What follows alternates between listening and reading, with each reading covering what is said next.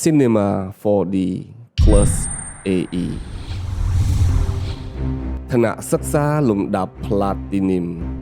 អូខេយើងបន្តមកដល់ចំណុចទី 1G ចុងក្រោយគឺ Material Groups មានន័យថាយើងអាចធ្វើការរៀបចំ material របស់យើងជាក្រុមផ្សេងៗគ្នាបានដើម្បីងាយស្រួលក្នុងការគ្រប់គ្រងដោយប្រើប្រាស់ Layers Manager អូខេចឹងចូលទៅមើលទាំងអស់គ្នាពាក់ព័ន្ធជាមួយនឹងការបង្កើត material ដូចយើងដឹងហើយកន្លងមកយើងបានធ្វើការរៀបចំជាលក្ខណៈ procedural material ក៏ដូចជា PBR material ចឹងជាទូទៅក្នុង project មួយវាមាន material ច្រើនវាអាចច្រើនជាងនេះទៅតាមការងារជាក់ស្ដែងរបស់យើងក្នុងករណីមាន material កាន់តែច្រើនទៅចឹងយើងពិបាកក្នុងការស្វែងរក material នីមួយៗទៅតាមប្រភេទរបស់វាអញ្ចឹងហើយបើយើងទៅធ្វើការ group វាបញ្ចូលគ្នាទៅតាមប្រភេទនីមួយៗ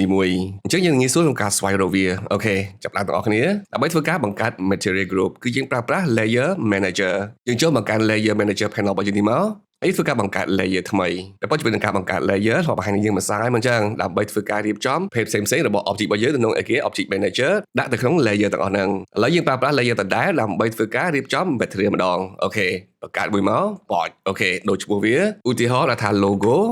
ខ្ញុំបង្កើត layer មួយទៀតខ្ញុំដាក់ឈ្មោះថា price អូខេបង្កើតមួយទៀតមកឧទាហរណ៍ខ្ញុំដាក់ឈ្មោះវាថា otherអូខេគឺ material ផ្សេងៗហ្នឹងឯងអូខេឥឡូវឧទាហរណ៍នេះជា logo របស់យើងមិនចឹងហ៎អញ្ចឹងយក logo នេះអានេះមួយ control មកអានេះមួយដាក់បញ្ចូលក្នុង logo layer របស់យើងនេះជិះពេលយើងស្លេចវាហើយយើងទាញវាដាក់បញ្ចូលតែម្ដងដាក់ឲ្យចំពីលើឈ្មោះវាហ្នឹងមកលេខមកពណ៌យល់ឃើញអត់ចេញពណ៌អីគេមកចេញពណ៌ខៀវទៅលើហ្នឹងតំណាងឲ្យ layer ពណ៌ខៀវរបស់យើងនេះហើយយើងមើល tab ខាងលើនេះយើងមានអីគេយើងមាន logo មួយទៀតអញ្ចឹងពេលចុចពាក្យថា logo ហ្នឹងមកយើងនឹងបង្ហាញអីគេគ្រប់ material ទាំងអស់ដែលយើងបានដាក់បញ្ចូលទៅក្នុង layer ឈ្មោះថា logo មួយហ្នឹងថតទេប៉ុណ្ណឹងជិះយើងងាយស្រួលស្វែងរកអត់អូខេយក all នេះមកវាបង្ហាញទាំងអស់ជិះជា no layer មានន័យថាម៉េចមានន័យថាវាបង្ហាញគ្រប់យ៉ាងដាក់ដាក់ចូលក្នុង layer ហ្នឹងឯងអូខេឥឡូវយក all សិនមកតោះទៅគឺ price របស់យើងនេះឥឡូវឧទាហរណ៍ណា price របស់យើងនេះមួយ Photoshop price AE Cinema 4D PR AI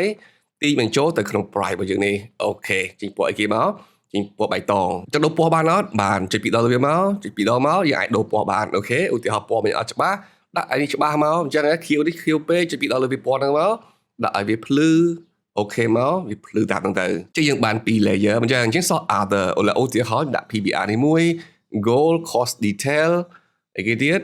ដូចជា studio របស់យើងនេះហើយនឹង Y មួយនេះយើង background មួយទៀតដាក់បញ្ចូលទៅក្នុង other អូខេបានហើយចឹងយើងមាន3 tab របស់យើងនេះចឹងចូល logo វាបង្ហាញតែ logo សុទ្ធចូលមកកាន់ price បង្ហាញ price សុទ្ធ other បញ្ចូលមកកាន់ no layer នៅសល់អីគេនៅសល់មួយទៀតចឹងចូល all នេះមកទីអាមួយហ្នឹងដាក់បញ្ចូលទៅក្នុង other ដែរមកបោចអូខេចឹងក្នុង low layer របស់យើងនេះអស់អីទាំងអស់ហើយមិនចឹងចឹងយើងមានតែ logo price other ហើយនឹង all អូខេមួយទៀតឧទាហរណ៍ថាយើងចង់ធ្វើការបដូរទីតាំងរបស់ layer ឬក៏ដោះវាចេញពី layer វិញគេធ្វើម៉េច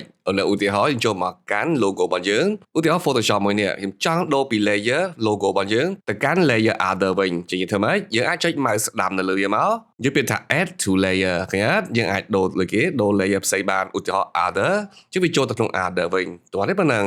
mouse ស្ដាំ add to layer logo វិញមកចូលមកកាន់ logo វិញចុចចាត់ដោះវាចេញធ្វើម៉េចមកស្ដាំទៅវាមកយកពាក្យថា remove from layer ចុចបតអញ្ចឹងវាអត់មាន layer ទៀតទេចូលក្នុងអីគេក្នុង low layer នេះចឹងមាន Photoshop មួយទៀតអញ្ចឹងហ៎ចឹងអាចមកស្ដាំ add to layer ដាក់តាមនឹងក៏បានឬក៏ទីបញ្ចូលចេះក៏បានដូចគ្នាអត់ជាបញ្ហាតោះនេះប៉ុណ្ណឹងចូលមកកាន់ all វិញមកគ្រប់យ៉ាងដល់ដដែលទាំងអស់នេះពាក់ព័ន្ធជាមួយនឹងការគ្រប់គ្រងទៅលើ material របស់យើងដាក់បញ្ចូលជា group ផ្សេងៗគ្នាចុះក្នុង topic ទី4 material in the dark ក្នុងចំណុចទី1ពាក់ព័ន្ធជាមួយនឹង material យើងបង្ហាញនេះយើងប៉ុណ្ណឹងអញ្ចឹងយើងបន្តទៅកាន់ចំណុចទី2គឺ light ពាក់ព័ន្ធជាមួយនឹងពន្លឺអូខេអញ្ចឹងយើងបន្តទៅកាន់វីដេអូបន្ទាប់ឋានៈសិក្សាលំដាប់ Platinum មានតែមួយគត់នៅ CG Cafe Masterclass